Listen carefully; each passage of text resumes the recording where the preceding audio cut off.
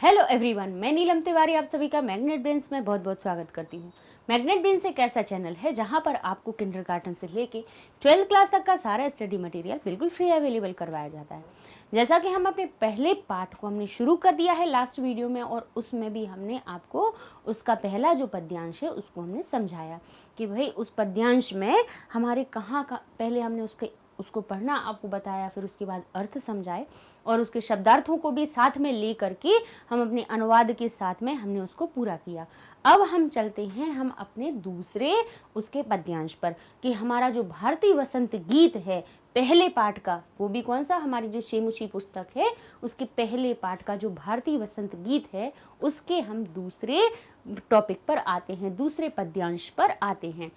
अब क्या कह रहे हैं, देखिए पहले वाले में क्या बताया गया कि जो आम हैं उनकी मंजरियां वसंत ऋतु में जो आम के जो वृक्ष हैं वो अपनी मधुर मंजरी यानी मीठी जो मंजरियां हैं वो भी किस रंग की हैं, पीले रंग की जो मधुर मंजरियां हैं उनकी पंक्ति से कैसा हो रहा है, शोभित हो रहा है। और उस पर भी क्या कह रहे हैं उस पर भी जो कलापह यानी जो कोयलों का जो समूह है, कोयलों का जो समूह है वो भी अपनी मीठी मीठी जो वाणी में बोल रहा है, तो हमारे आम उससे शोभित हो रहे हैं।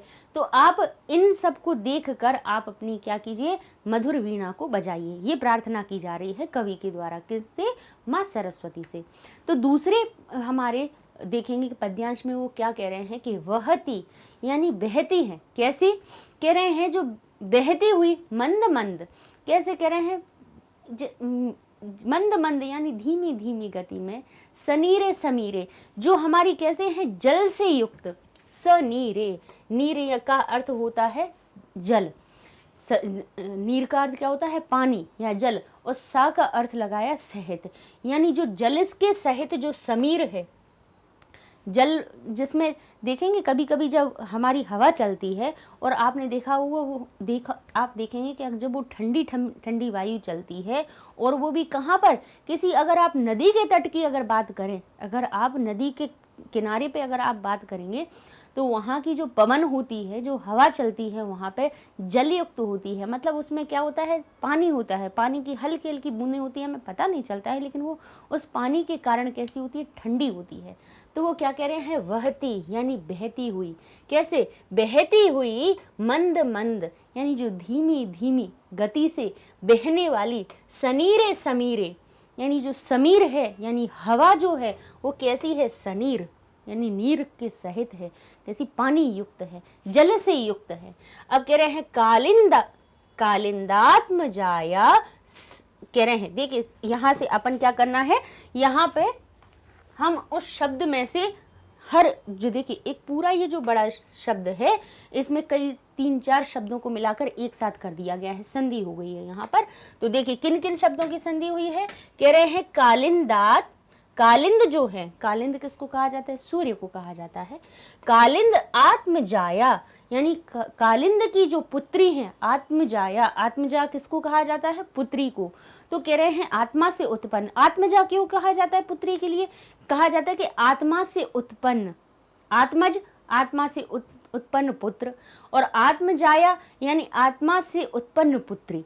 तो कालिंद की जो पुत्री हैं उनके कह रहे हैं सवा नीर तीरे, उनके क्या कह रहे हैं, जो यमुना नदी है उसके तीर पर, और वो भी कैसे कह रहे हैं, सवा नीर क्या है, बेंत जो होता है, आपने देखा होगा बेंत किसको कहा जाता है, कैसे पेड़ होते हैं, बेंत के जो पेड़ होते हैं वो कैसी, आपने देखा है, आप दादा दादी को या पुराने भी जो लोगों को देखा होगा कि उनके पास एक छड़ी होती है ना, उनके पास जो छड़ी होती है उसको बेंत कहा जाता है।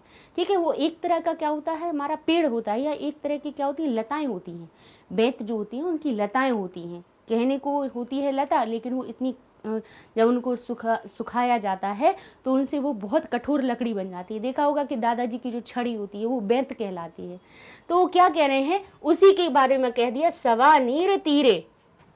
सवा नीर तीरे का अर्थ हमारा क्या हुआ कि जो बेंत की है ना, बेंत की जो लकड़ी है किसके चारों ओर लगी हुई है, जो नीर के चारों ओर, पानी के, यमुना नदी के जल के चारों ओर, नीर के तट पर यानी किनारे पर यमुना नदी का यहाँ पे वर्णन किया जा रहा है कि कालिंद आत्मजाया, कालिंद की जो आत्मजा है यानी सूर्य की जो पुत्री हैं, जिसका अर्थ क्या हुआ, यमुना। किसके बारे में बताया जा रहा है यहाँ पे, यमुना नदी के बारे में, और उसके तट के बारे में बात किया जा रहा है। तीर का अर्थ होता है हमारा तट यानी किनारा, और सवानीर किसके लिए हो गया हमारा, बेंत की लताओं के लिए, कि बेंत की जो लताएं हैं कि कहाँ पर हैं, यमुना के तट में, यमुना के तट पर। तीरे एक ही मात्रा सप्तमी विभक्ति लगी हुई है, इसमें मैं का अर्थ लगाया या पर का अर्थ लगाएंगे। तो कालिंदात्म जाया सवा नीर तीरे, कह रहे हैं कालिंदी के जो तट पर, जो उनके किनारों पर, सवा नीर यानी जो बेंत की जो लताएं हैं, तट पर जो बेंत की लताएं हैं, और उसी के साथ में क्या कह रहे हैं, और वहां पर जो बहने वाली मंद मंद सनीर समीर है, यानी जल से युक्त जो समीर है। तो क्या और क्या क्या बता रहे हैं, ये यहाँ पे विशेषता किसको बता रहे हैं, सरस्वती माता को बता रहे हैं। माँ सरस्वती को कह रहे हैं कि आप ये देखो, विशेषताएं देखो, ये देखो, यहाँ पर वसंत ऋतु में चारों ओर कैसा हो रहा है। पहले उन्होंने वृक्षों के बारे में बता दिया, फूलों के बारे में बता दिया, कोयलों के बारे में बता दिया। अब वो कह रहे हैं कि जो यमुना नदी का तट है, अब यहाँ पे तो यमुना नदी का बता दिया, अगर वसंत ऋतु में अगर किसी भी नदी के तट पे भी पहुँच जाओ तो वहाँ पर भी क्या होता है कि उसके आसपास किनारों पे देखेंगे आप, जो नदी का जो तट होता है उसके किनारों पे देखेंगे तो कितने अच्छे फूल हैं, लताएं हैं यानी बेलें हैं, और जब हरियाली दिखती है कितना अच्छा लगता है। तो यही वो अच्छा सुंदर दृश्य माँ के सामने प्रस्तुत कर रहे हैं, सरस्वती जी के सामने प्रस्तुति कर रहे हैं। तो वो क्या कह रहे हैं, क्या क्या विशेषता बता रहे हैं, कह रहे हैं कि कालिंदात्म, कालिंद शब्द हो गया, यहाँ से आ निकालिए तो ये हो जाएगा आत्मजाया, यानी आत्मजा यानी जो पुत्री हैं उनके क्या कह रहे हैं, सवानीर, आत्मजाया होगा यहाँ पे, वो सा में परिवर्तित हो गया। हमने विसर्ग संधि समझाई है आपको, उसमें आप देखेंगे कि विसर्ग हमारा जब किसी दूसरे शब्द से जुड़ता है तब वो स में परिवर्तित हो जाता है व्यंजन होने पर, ठीक है। तो सवानीर तीरे कह रहे हैं कि जो तीर में, तीर पर यानी किनारे पर लताएं लगी हुई हैं, किसकी, बेंत की जो बेलें लगी हुई हैं, और वहां पर क्या हो रहा है, मंद मंद यानी धीमी धीमी गति, कैसी, ठंडी ठंडी हवा चल रही है। सनीर का मतलब क्या हुआ, जल से युक्त, जल से युक्त हवा कैसी होती है, ठंडी होती है। तो कह रहे ठंडी ठंडी वहां पर वायु चल रही है, हवा चल रही है। नताम कह रहे हैं, नताम और झुकी हुई हैं। अब वो जो सवानीर है यानी जो बेंत की जो लताएं हैं वो भी कैसी हैं, नताम यानी झुकी हुई हैं। पंक्तिम, पंक्तिम को अवलोक्य, पंक्तियों को देखकर, मधु माधवी नाम, यानी कह रहे हैं मधु माधवी नाम, यानी मधु माधव की जो लताएं हैं, मधु माधव भी एक प्रकार के हमारे पुष्प और वो होते हैं, कह रहे हैं उनको भी देखकर आप क्या करिए, निनाद कीजिए, ठीक है। कह रहे हैं जो सुंदर पंक्तियां हैं किसकी, हमारी सवानीर है, बेंत की जो लताएं हैं, मधु माधव की जो हमारी कौन सी लताएं हैं, उनकी झुकी हुई पंक्तियां आप देखेंगे कि किसके किनारे पर, नदी के चारों ओर, आसपास नदी की ओर झुकी हुई हैं। तो इतनी सुंदर प्रस्तुत होती हैं, है ना। किसी आप नदी पे देखेंगे अगर ऐसे बेलें, वृक्ष लगे हुए हैं, उन पर बेलें लटक रही हैं, उन नदी की तरफ झुकी हुई हैं, और वहाँ पर ठंडी हवा चल रही हो, तो आप सोचिए वो दृश्य अब अभी पर सोच के ही अपने आप में इतना अच्छा लग रहा है, तो उस चीज़ को जब महसूस कीजिए कितना अच्छा लगता है। तो कह रहे हैं नताम यानी झुकी हुई, पंक्तिम पंक्तियों को अवलोक के देख कर, मधु माधवी नाम यानी मधु माधवों की जो पंक्तियों को भी अवलोक देखकर आप क्या कीजिए, अपनी वीणा को निनाद कीजिए, अपनी वीणा को बजाइए, क्योंकि यहाँ पर दृश्य बहुत सुंदर हो रहा है। तो आप इस सुंदर दृश्य के साथ में अपनी वीणा को बजाइए, जिससे कि यहाँ का वातावरण कैसा हो जाए, हमारा मोहक हो जाए। तो क्या कह रहे हैं, यमुना नदी के, अब अपन शब्दार्थ देख लेते हैं। लिखा है कि मंद मंदम, मंद मंद का अर्थ क्या हुआ, धीरे धीरे, बहती यानी बहती हुई। कालिंद आत्मजाया का अर्थ हुआ कालिंद की पुत्री, ठीक है। और यह जो शब्द लगाया था, ये जो यह लगा था, अब आपको कि यहाँ पे यह तो है नहीं, तो ये जो आधा सा है वो यहाँ से आया है, वहां पे षष्ठी विभक्ति हो गई, जिसमें काकी के का अर्थ निकल आया कि कालिंद की आत्मजा, है ना, कालिंद की पुत्री के, कहाँ पर, तीर पर, ये तीरे, कालिंद की पुत्री के तीर पर जो बेंत की लताएं हैं, मधु माधव की लताएं हैं, वो कैसी हो रही हैं? सुशोभित हो रही हैं। यमुना के पंक्तिम यानी पंक्ति को अवलोक्य यानी देख कर आप क्या कीजिए? वीणा को बजाइए। तो यहाँ पे अर्थ आ रहा है कि कह रहे हैं यमुना नदी के बेंत की, देखिए यमुना नदी के बेंत की, ये सपना नदी गलत आ गया है, इसको हटा लीजिएगा। लिखा है यमुना नदी के बेंत की जो लता से युक्त, और यहाँ पे भी फिर से ये जो बेंत की शब्द है ये भी कैसा हो गया? रिपीट हो गया है। तो इसको आप यहाँ से कर लीजिएगा अलग, ठीक है। मान लीजिए कि ये गलत थोड़ा सा टाइप हो गया है, लेकिन आपको जो समझाया है वो तो आपको समझ में आ रहा है। जरूरी नहीं है कि अपन को कहीं पे छपा हुआ अर्थ दिख जाए हम उसी को लिख सकते हैं। जब हमें हर एक शब्द का अर्थ पता है तो हम तो स्वयं भी लिख सकते हैं। क्या कह रहे हैं? यमुना नदी के जो बेंत की जो लता से युक्त जो तट हैं, वहां पर जो जल से पूर्ण जो हवा है धीरे धीरे बहती हुई, फूलों से झुकी हुई जो मधु माधव की जो लताएं हैं, है ना, मधु माधव जो लता होती है उसमें बहुत सुंदर सुंदर जो फूल निकलते हैं, उनकी पंक्ति को देखकर ही वाणी आप तुम नई वीणा को बजाओ, आप नई वीणा का वादन करो। ठीक है, तो इस प्रकार से ये हमारा दूसरा वाला भी पैराग्राफ हो गया। अब आगे देख लेते हैं, इसमें अव्यय कौन सा आया? मंद मंदम। कौन सा आया हमारा? मंद मंदम, जिसमें मंद मंद यानी धीरे धीरे। तो धीरे धीरे अव्यय का अर्थ क्या होता है? कुछ ऐसे शब्द जो जिनका अर्थ कहीं पे परिवर्तित ना हो, ठीक है, जिनका अर्थ कैसा हो? परिवर्तित नहीं हो। ऐसा नहीं है कि धीरे धीरे हवा चल रही है तो हवा के लिए कुछ अलग शब्द बोल दें, धीरे धीरे इंसान का चलना, धीरे धीरे किसी जानवर का चलना, धीरे धीरे पवन का चलना, धीरे धीरे नदी का बहना। तो जो धीरे धीरे शब्द है इसका लिंग वचन काल से कोई प्रभाव नहीं पड़ता है, इसलिए उसको अव्यय कहा जाता है। ऐसे जो शब्द जो खर्च नहीं होते, मतलब जो बदलते नहीं हैं, जैसे कि तैसे रहते हैं। तो मंद मंद है, चाहे उसकी जगह बहना आ जाए, चलना आ जाए, रोना आ जाए, हंसना आ जाए, कुछ भी आ जाए, तो मंद मंद शब्द अब परिवर्तित नहीं होगा, तो वो हमारा अव्यय हो गया। ठीक है, अब कुछ आए जैसे विशेषण विशेष आए, तो समीर हमारा यानी हवा की यहाँ पे कैसी विशेषता बताई गई कि हवा कैसी है? सनीर यानी जल से युक्त है। पंक्तियां जो हैं उनकी क्या विशेषता बताई गई है कि वो कैसी हैं? नताम यानी झुकी हुई हैं। जो मधु माधव की जो लताएं हैं उनकी पंक्तियां कैसी हुई? झुकी हुई हैं। लाइन से कतार में एक के बाद एक लताएं लगी हुई हैं, लेकिन कैसी हैं? झुकी हुई हैं। किस तरफ? नदी की ओर झुकी हुई हैं, सुंदर प्रतीत हो रही हैं। तो ये हमारा विशेषण विशेष्य हो गया। विशेषण विशेष्य क्या होता है? जैसे हमने आपको बताया था, विशेषण विशेष्य हमने समझाया भी है, नहीं भी हो तो समझ लीजिए कैसे हम पहचान करते हैं विशेषण विशेष्य की। कह दीजिए काला घोड़ा, कृष्ण अश्व, कह दिया कृष्ण अश्व, श्वेत अश्व, तो श्वेत अश्व कह दिया हमने, कृष्ण अश्व। ठीक है, अब देखिए अश्व तो हमारा निरंतर ही है, मतलब उसमें कोई परिवर्तन नहीं हो रहा है। ये हमारा कैसा रहेगा? ये स्थायी रहेगा, जैसे कोई भी संज्ञा। अब ये क्या हो गए? अश्व हो गया। अब ध्यान कर लीजिए कि विशेषण क्या होते हैं और विशेष्य क्या होते हैं। संज्ञा या सर्वनाम जो हो, यानी किसी भी चीज का नाम हो या उसके स्थान पर प्रयोगवान होने वाले शब्द जो हो, संज्ञा सर्वनाम होते हैं। लेकिन विशेषण क्या होते हैं?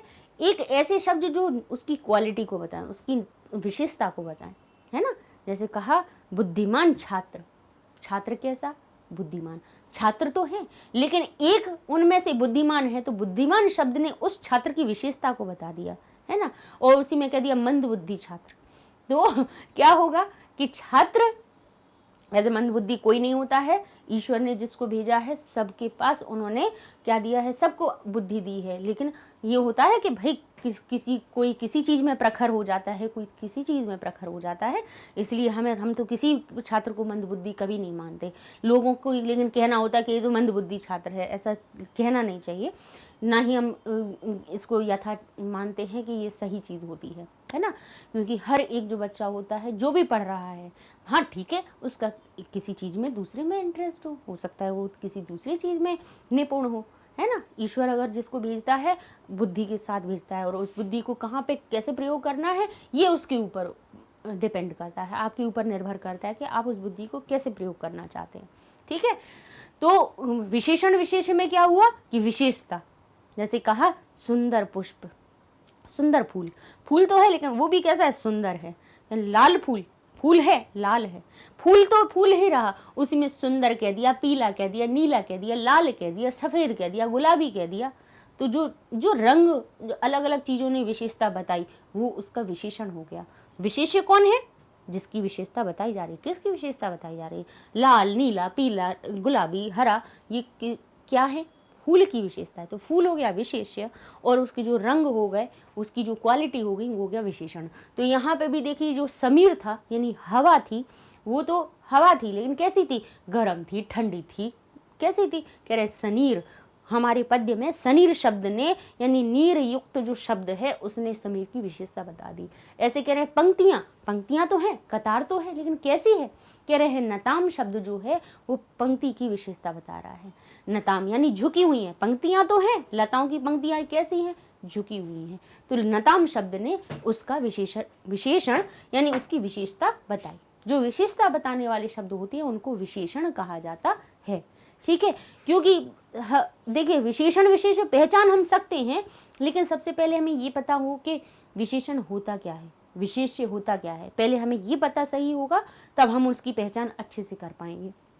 ठीक है, अच्छा इसमें आप एक और शब्द देख लीजिए कि यहाँ पर देखिए क्या हुई है, हमारी संधि हुई है। अब यहाँ पे अब हम आपको संधि के भी कुछ शब्द बताए देते हैं। जैसे यहाँ लिखा है हमारा कालिंद, कालिंद, और ये लिखा है हमारा कालिंदा। देखिए यहाँ से हम तोड़ के पहले बताएंगे, पहले पूरा शब्द लिखेंगे, उसके बाद हम आपको वहां से तोड़ना सिखा देंगे उसको।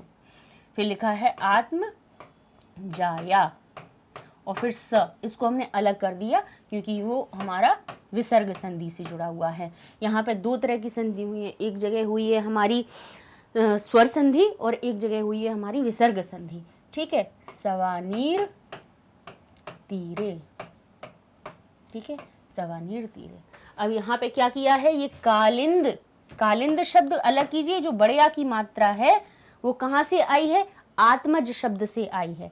तो ये कालिंद शब्द हम यहाँ पे अलग करेंगे और फिर इसके बाद हम इसमें जोड़ देंगे।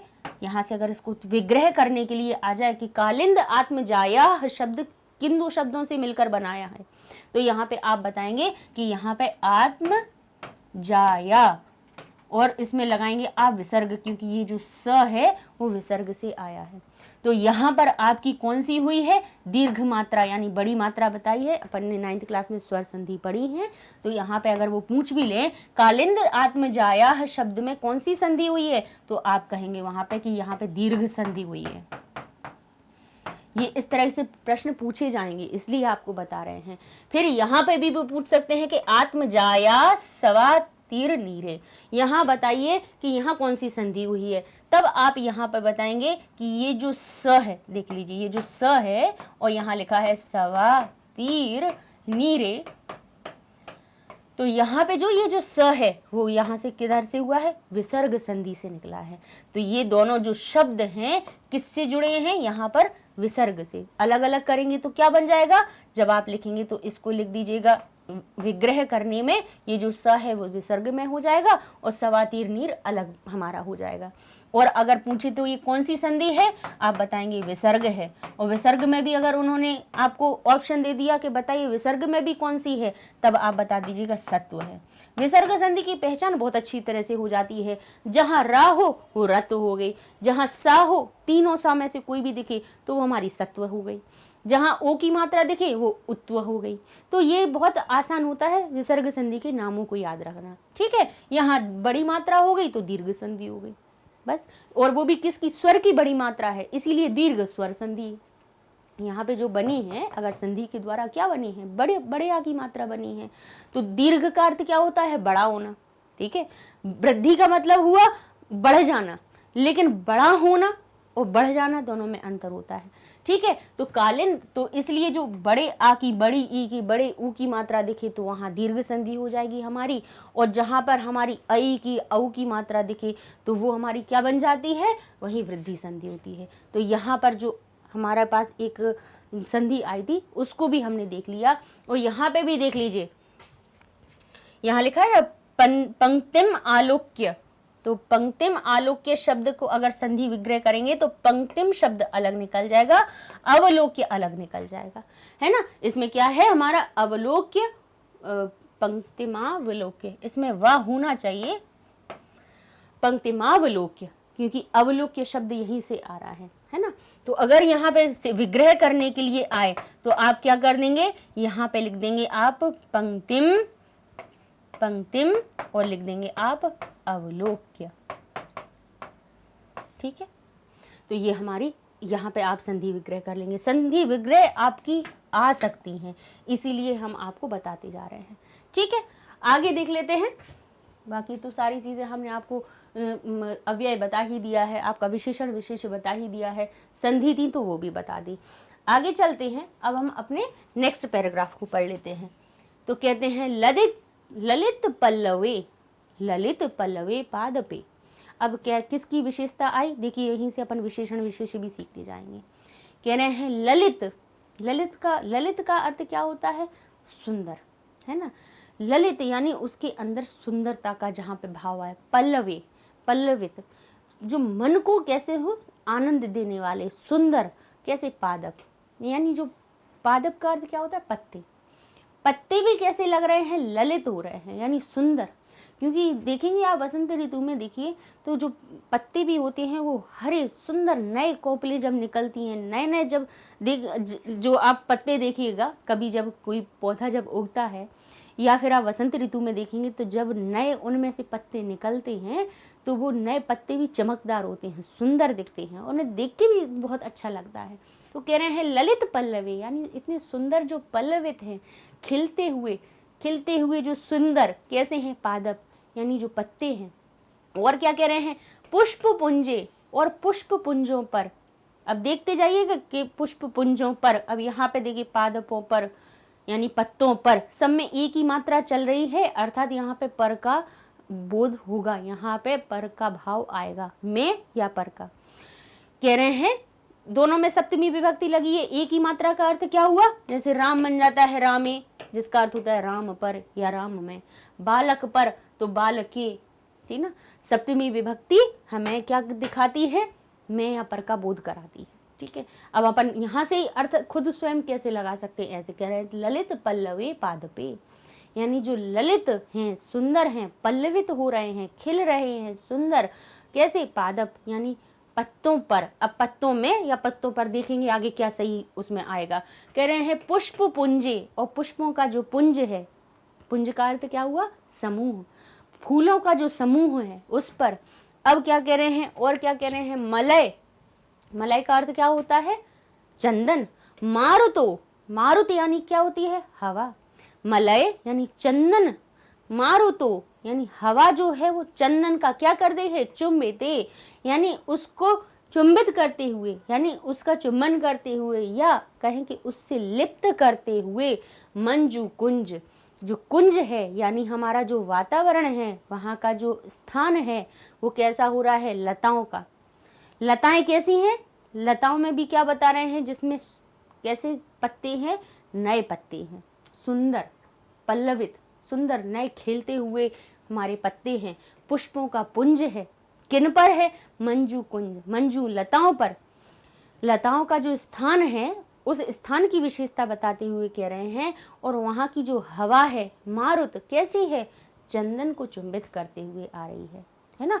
ऐसा लगता है कि चंदन की जो वृक्ष हैं उन पर से क्या हो रही है, वहां से लिप्त होके वो हवा, सुगंधित हवा बह रही है।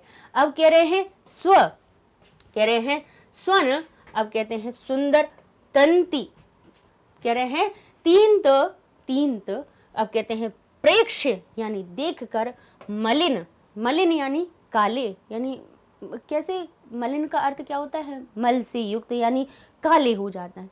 और कहते हैं अमली नाम, यानी भौरों का। अब क्या कहा जाता है, पंक्ति को, क्या कह रहे हैं, पंक्ति को, पंक्ति को देखकर, किन की पंक्ति को देखकर, कह रहे हैं काले जो भौरे हैं उनकी पंक्ति को देखकर।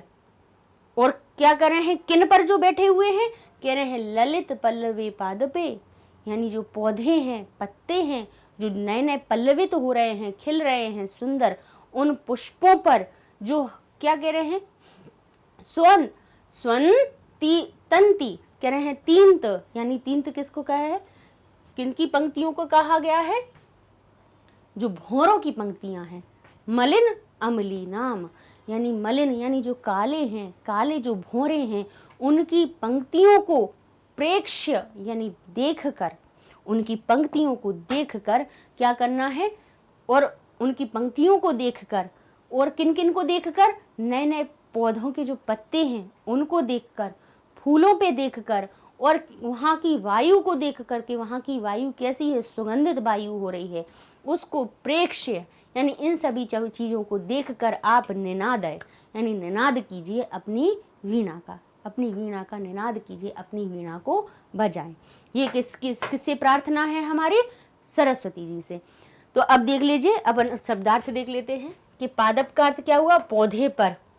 पौधे पर देखिए आ गया हमारा, पुष्प पुंजे यानी पुष्पों के पुंजों पर, मलिनाम यानी काले रंग वाले, अलीनाम यानी भौरों की, देखा कहा था हमने, मलिन अलीनाम यानी काले रंग वाले भौरों की। ततिम क्या कह रहे हैं, पंक्ति को, प्रेक्ष यानी देखकर, ततिम देखकर क्या करिए, और कैसी कह रहे हैं, मलय, और जहाँ की वायु भी कैसी हो रही है, जिस स्थान की वायु कैसी हो रही है, मलय मारुत, यानी जो वायु है वो मलय चंदन से युक्त हो रही है। उस कुंज की यानी उस स्थान की जो वायु हो रही है कैसी हो रही है, मलय से युक्त हो रही है। तो अब अपन पूरा अर्थ कैसे बनाएंगे, लिखेंगे सुंदर, सुंदर नहीं है ये लिखा है, सुंदर पत्तों वाले जो वृक्ष हैं, सुंदर, और वो भी कैसे, नए नए पल्लवित हो रहे वृक्षों पर, फूलों के गुच्छों पर, तथा सुंदर कुंजों पर, जो कैसा है, कैसा कुंज है, जो कह रहे हैं बगीचों पर जो चंदन के वृक्ष की सुगंधित हवा से स्पर्श किए गए, है ना, स्पर्श किए गए, चुंबित किए गए, गुंजायमान करते हुए, स्पर्श किए हुए उस वातावरण की बात कर रहे हैं। क्या कह रहे हैं, और कैसा गुंजायमान, स्वंतित यानी गुंजाय हो रही है, उनकी आवाज सब जगह गूंज रही है, और किन की गूंज रही है, भौरों के जो काले रंग की जो पंक्ति को देखकर।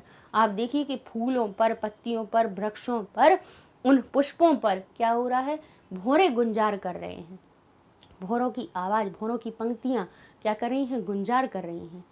ऐसे वातावरण को देखकर आप क्या कीजिए, अपनी वीणा। तो अब हम क्या करेंगे, एक बार इसको अपन क्या करते हैं, पूरा एक साथ में पढ़ लेते हैं। क्या कह रहे हैं कि ललित पल्लवे पाद पे पुष्प पुंजे, किसके क्या कह रहे हैं, ललित पल्लव जो पादप हैं यानी पौधे हैं, हमारे पत्ते हैं, और क्या कह रहे हैं, पुष्प पुंजे, और पुष्प पुंजों पर। अब पुष्प पुंजों पर क्या हो रहा है, हवा चल रही है, नहीं, किसके लिए बात हो रही है, इनके लिए, मलिन। देखिए यहाँ अब जो अन्वय करते हैं ना, अन्वय हम कब करते हैं, अन्वय में यही होता है कि जहाँ पर अभी ये किसका, ललित जो पल्लव पादप बताए जा रहे हैं, पुष्प पुंज बताए जा रहे हैं, उस पर कौन कर रहा है, कह रहे हैं सुनंतीम तंति प्रेक्ष। अब प्रेक्ष बाद में आ जाएगा, हमें प्रेक्ष यानी बाद में लगाएंगे कि देख कर आप बजाइए, देख कर वाली बात सबसे बाद में आ जाएगी। फिर हम क्या कहेंगे, जो काले रंग के, मलिन यानी काले रंग के, क्या कहेंगे, अली नाम यानी जो भौरे हैं, काले रंग के जो भौरे हैं, और वो भी कैसे हैं, स्वनंतीन यानी ध्वनि करते हुए हैं, तंति प्रेक्ष, उनकी पंक्तियों को। तंति का अर्थ क्या होता है, तंति का अर्थ होता है तंतिम, और जो देखिए यहाँ पे जो माँ है इसका अर्थ क्या हुआ, तंतिम यानी पंक्तियों को देखकर, किनकी पंक्तियों को देखकर, जो भौरे कहाँ पर, पेड़ों पर, पत्तों पर, फूलों पर गुंजार कर रहे हैं, गुंजार कर रहे हैं उन काले रंग के भौरों को, और उनकी क्या देखकर, उनकी ध्वनि करती हुई।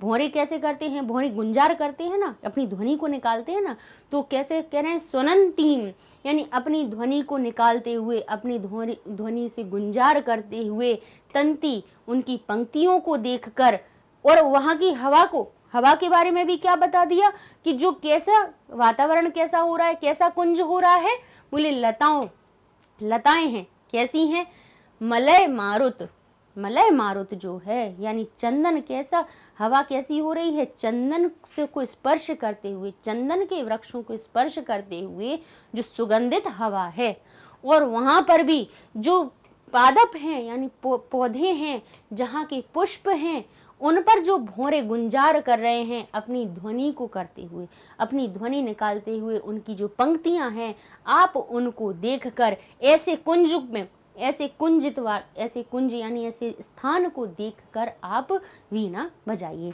तो ये हमारा क्या हो जाएगा, इसका पूरा भावार्थ हो जाएगा।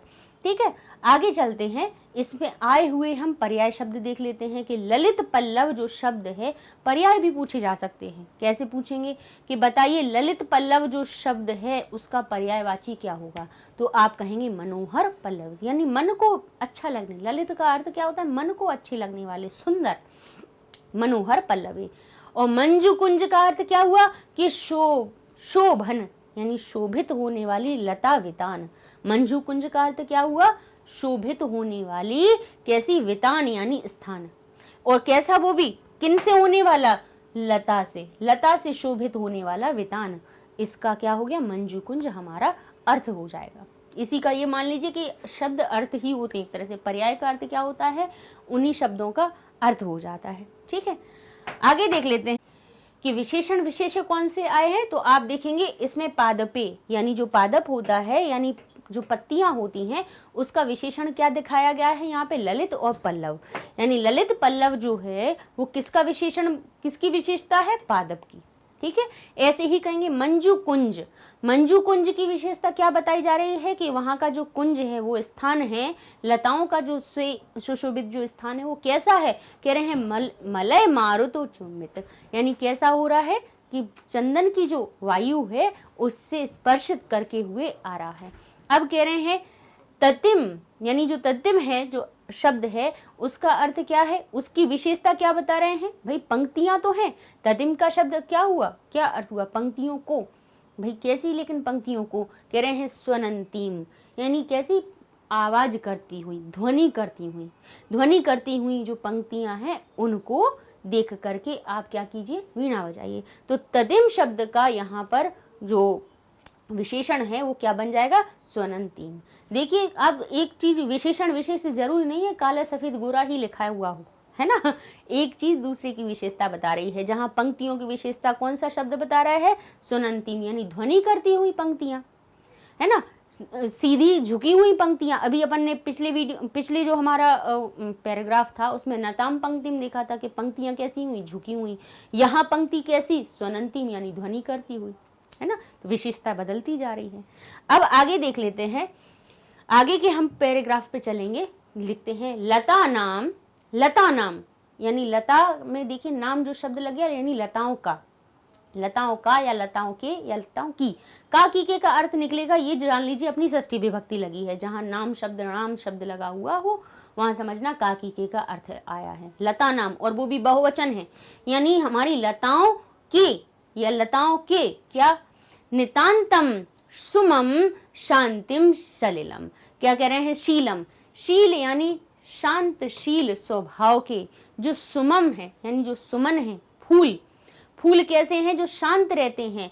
नितांत, नितांत का अर्थ हुआ कि पूरी तरह से, नितांत सुमम का अर्थ क्या हुआ, पूरी तरह से जो फूल हैं, सुमम का अर्थ क्या हुआ, फूल। लताओं के जो फूल हैं नितांत यानी पूरी तरह से जो कैसे होते हैं, शांतशील होते हैं, शांत रहते हैं। देखा है क्या क्या फूल का उद्दंडता मचा रहे हो, ऐसा कुछ होता है क्या, नहीं। तो वो कह रहे हैं लताओं के नितांत सुमम जो पुष्प हैं, सुमम का अर्थ क्या हुआ, यहाँ पे फूल हैं, वो कैसे है, शांतिशीलम, जो शांत हैं वो कैसे हो जाए, चलित, वो चलने लगे हैं। चलने कैसे, चलने का नहीं है कि फूल लताओं से निकल कर दौड़ रहे हैं, ऐसा नहीं है। चलित का अर्थ है हिल रहे हैं। किससे हिल रहे हैं, हवा चल रही है तभी तो हिल रहे हैं। जब हवा चलती है तो जो वो फूल हिलते हैं कितने सुंदर लगते हैं। तो क्या कह रहे हैं, और क्या कह रहे हैं, उच्छलेत कांत सलिलम, क्या कह रहे हैं, सलिलम सलीलम। और क्या कह रहे हैं, सलिलम, सलिल यानी पानी, सलीलम किसका? नदी नाम। यहाँ से देखिए इधर की ये नदी की विशेषता यहाँ पे आ रही है। क्या कह रहे हैं? जो नदी का जो सलीलम यानी पहले जो शांत जल है वो भी कैसा कर रहे हैं? उच्छलित, यानी कैसा? उछलने लगा। जो हवा जब चलती है, हवा चलती तो देखिए वैसे नदी का जो जल होता है वो कैसा रहता है? शांत रहता है। लेकिन जैसे ही हवा चलती है तो वो हवा से वो कैसा होता है? उछलने लगता है, उसमें लहरें आने लगती हैं। लहरें कब आती हैं? हवा के दबाव से ही तो आती हैं। और कह रहे हैं कि जो हवा जो चल रही है उस समय पर तो कैसा हो रहा है? उस समय पे जो हवा चल रही है, सुगंधित हवा जो चल रही है, उससे क्या हो रहा है कि जो लताओं पर जो नितांत जो हमेशा जो कैसे रहते हैं? शांत रहते हैं, शांतिशीलम, शांतिशील रहते हैं। शांत स्वभाव वाले जो फूल हैं वो कैसे होने लगते हैं? चलित, यानी चलने लगते हैं, यानी हिलने डुलने लगते हैं। और क्या कह रहे हैं? उच्छलित, यानी होने लगते हैं, यानी उछलने लगता है। क्या कह रहे हैं? तो क्या कह रहे हैं? कांत सलीलम, यानी जो पानी है नदी का जो शांत रहने वाला जो सलिल है वो कैसा कह रहे हैं? नदी नाम। नदियों का जो सलिल जल है जो शांत रहता है कैसा होने लगा? उछलने लगा। किसको सुनकर? कह रहे हैं आकर्ण्य, तब आकर्ण्य, यानी सुनने। अब आपने बजाई, जो वीणा बजाई, तो तब यानी तुम्हारी, किसको सुनकर? वीणाम अदीनाम, यानी अधिनाम का अर्थ हुआ तेजस्वी, यानी वीणा की जो तेजस्वी ध्वनि है, आवाज है, वीणाम अधिनाम। यहाँ से अलग कीजिएगा इनको, तो ये हमारा क्या बनेगा? वीणाम, यानी वीणा की अधिनाम तेजस्वी, किसको सुनकर? ध्वनि को सुनकर, उसकी आवाज को सुनकर। तब आकर्ण्य, यानी तब यानी तुम्हारी जो वीणा की जो ध्वनि है उसको क्या? सुनकर, और वो भी कैसी? अधिनाम, यानी तेजस्वी ध्वनि को सुनकर। आकर्ण्य का अर्थ होता है सुनकर। नदी नाम, यानी नदियों का जो शांत जल है वो भी कैसा होने लगता है? वो भी उछलने लगता है।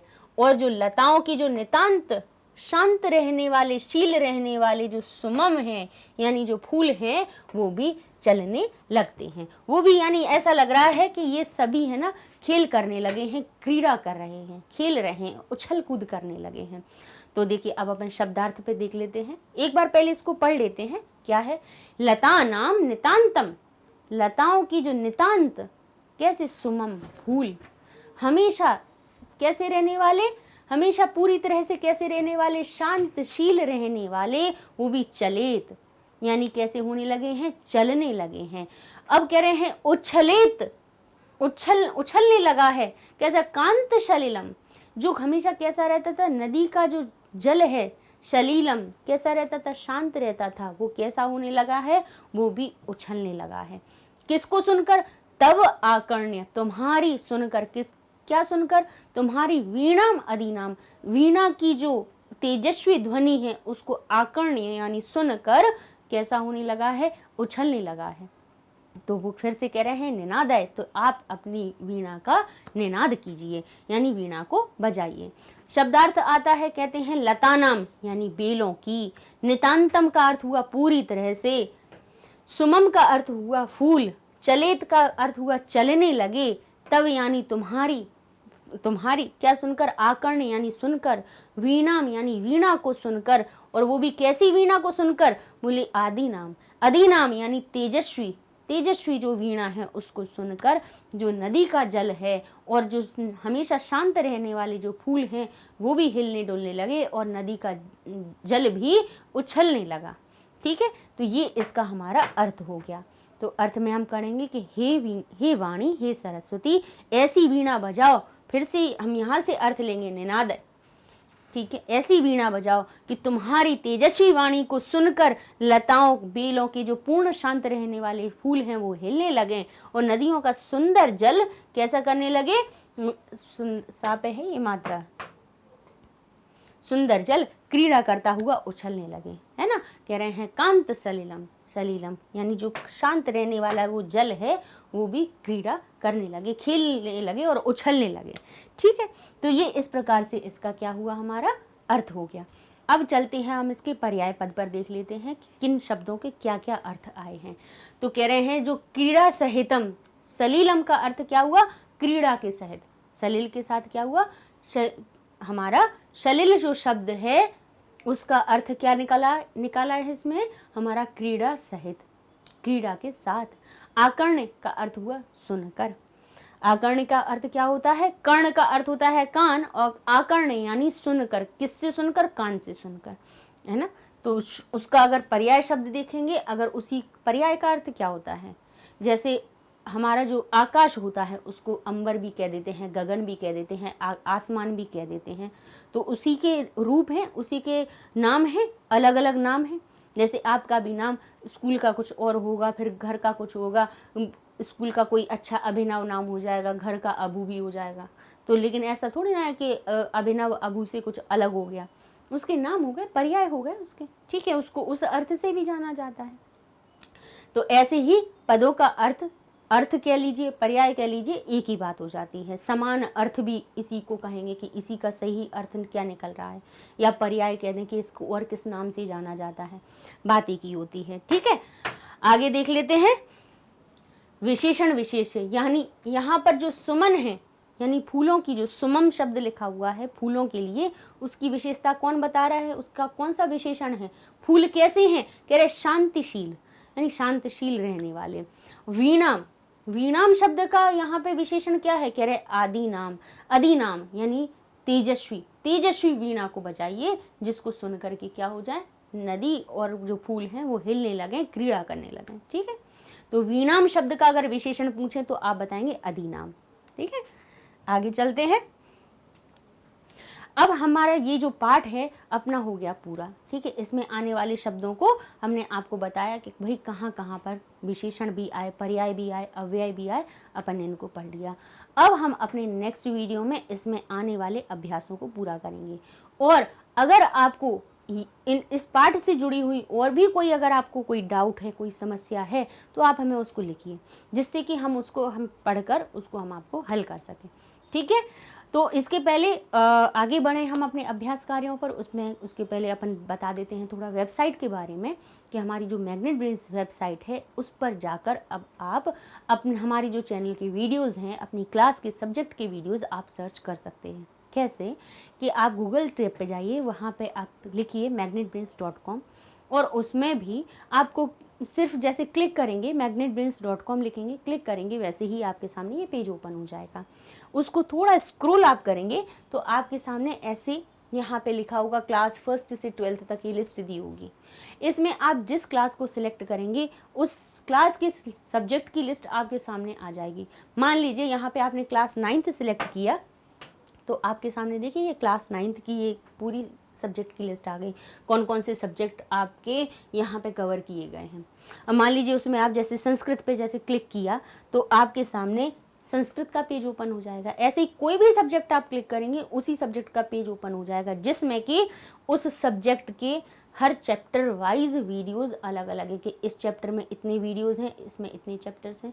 और जैसे पहला चैप्टर आपने संधि प्रकरण किया तो उसमें जैसे 16 लेक्चर्स हैं, तो वो सारे आपके लेक्चर्स दिखने लगेंगे। वहाँ पे 16 आपके पास लिंक होंगी, उसमें से आपने मान लीजिए किसी भी एक को सिलेक्ट किया तो आपके सामने जैसे स्वर संधि का आपने कोई भी किया, दीर्घ स्वर संधि का किया, तो आपके सामने वही दीर्घ स्वर संधि का आपके सामने वीडियो ओपन हो जाएगा। आप उस वीडियो को देख लीजिए। उसके बाद अगर आपको नेक्स्ट पे जाना है तो यहाँ से आप नेक्स्ट पे भी जा सकते हैं। दूसरे पे जाना है, भाई दूसरा कुछ टॉपिक पढ़ना है तो क्रॉस करेंगे तो आप उसी टॉपिक पे पहुँच जाएंगे। फिर बैक करेंगे तो आप फिर अपनी मेन लिस्ट पे आ जाएंगे। यहीं से आप दूसरे क्लास के सब्जेक्ट पे जाना चाहते हैं तो कोर्सेज पे क्लिक कीजिए, यहाँ क्लास देखिए, यहाँ सब्जेक्ट देखिए, तो क्लास सिलेक्ट करेंगे, सब्जेक्ट करेंगे, क्लिक करेंगे, पेज ओपन हो जाएगा। बस वहाँ पे भी इसी प्रकार की लिस्ट आपको मिल जाएगी, ठीक है। तो बहुत आसानी से ये सारी चीज़ें आपको ये भी पता चल जाएगा कि भाई जैसे एक लेसन में हो सकता है हमने 16 वीडियोज़ बनाए थे संधि के, लेकिन अगर आप उसमें लिस्ट में देख रहे थे, आप यूट्यूब पे देख रहे थे, तो हो सकता है कि बीच का कोई आपका छूट गया हो, है ना, आप सारे चीज़ें ना देख पाए हो। तो यहाँ पर आप देखेंगे तो आपको सब बहुत इजीली, सब सेपरेट भी है, अलग अलग भी है और साथ में भी इकट्ठा, ठीक है, तो आप ढूंढिए उसमें, आपको बहुत जल्दी हर चीज़ आसानी से मिलेगी। और हम भी अपने नेक्स्ट वीडियो में मिलेंगे अपने इसी पाठ के भारतीय वसंत गीत के अभ्यास कार्यों के साथ में। ठीक है, तब तक के लिए धन्यवाद।